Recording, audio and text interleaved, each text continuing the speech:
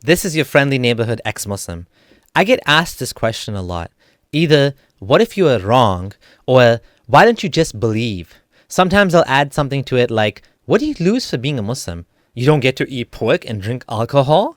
You can't have a girlfriend? What's the big deal? I get asked this question a lot. It's actually a sort of famous question. It was asked by a French mathematician called Blaise Pascal. The question is known as Pascal's wager.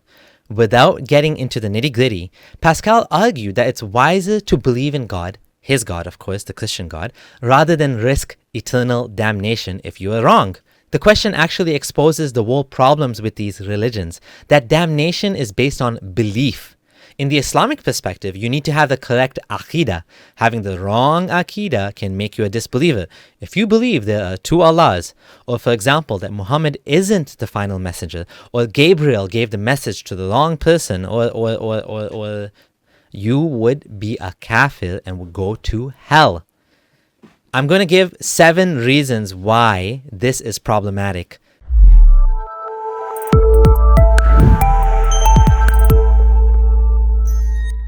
First issue, why is this so important to God? Why does having the right idea in your head count for damnation? If I was mistaken about something vital, would that mean I go to hell? If I happen to choose the wrong religion for no fault of my own, I would go to hell? Second issue, it's an unfair playing field. Looking at the stats, most people who convert to Islam are Christian. In my history as a Muslim, I only met 2 Muslims who were former Hindus. Just 2. Yet I probably know tens, if not hundreds of Christian converts. They were a dime a dozen. So right off the bat, if Islam is true, if you're born into a Hindu family, chances are you are screwed. Majority of your family would go to hell, with only a tiny percent ever considering Islam. If you were born in Saudi or Somalia, however, chances are you would be born Muslim and not even have to think about it much. Just take it for granted. Of course, Muslims will give the silly excuse that Allah won't punish people that didn't receive the message.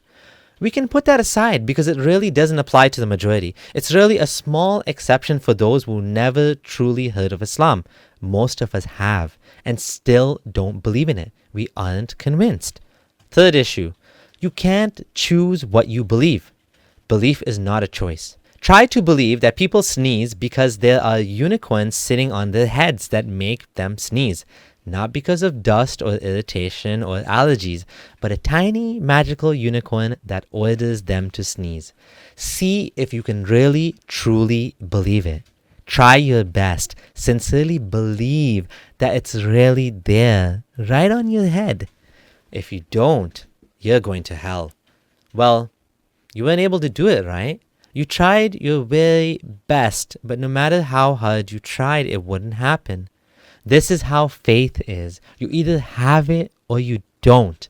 People I know who leave Islam don't usually come back in the same way.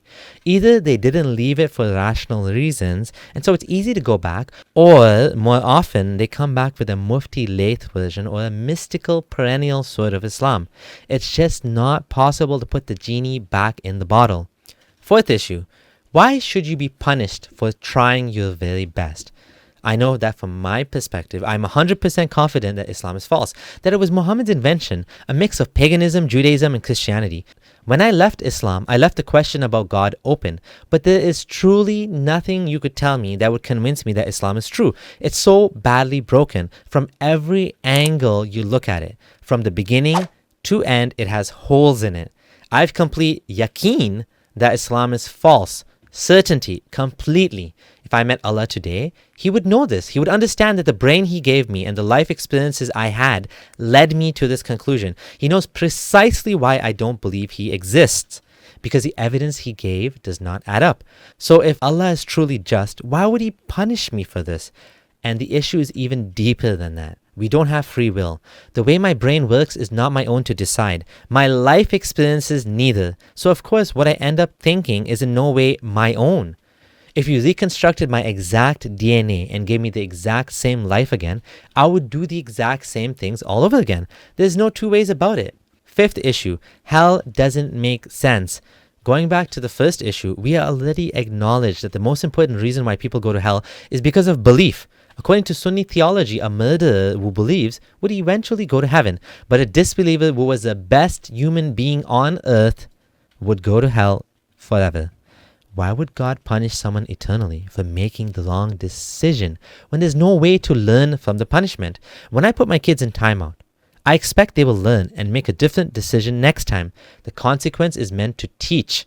If God really wanted us to learn, He wouldn't have designed life to be a ridiculously high-stake game with extreme consequences. Sixth issue. Which God? Which religion? This wager doesn't make sense because if you choose the wrong religion, just in case you are wrong, you'd still go to hell. So you're no better off.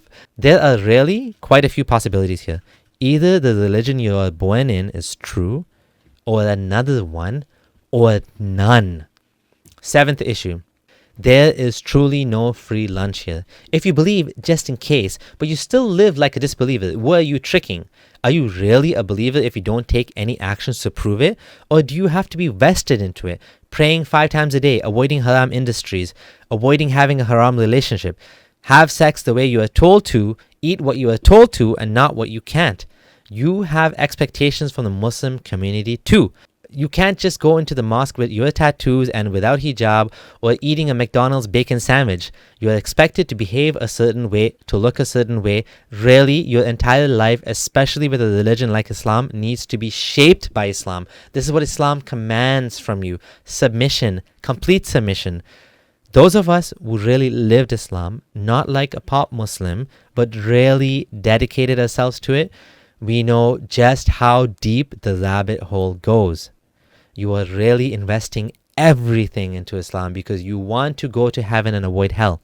And there's no way to know if you're doing enough. So you do as much as you can because you are a rational actor that behaves according to what will benefit you the most. Life is short, the hereafter is long. So we live according to Islam. If you are wrong, this entire effort is for nothing. Your life, your sacrifice, your worship, everything is for nothing. So, you know what I'm going to do? I'm going to sleep soundly, knowing that I did the best I could. And I made the best decision for myself and for my family. I left Islam and won't look back. I'm not scared of any Allah or Day of Judgment. I'm going to be true to my own self and my values. I live for myself, my family, my community, my country, and of course, my humanity. Thanks for watching. Please consider supporting me by joining me on Patreon. You'll get early access to some of my videos and my eternal gratitude.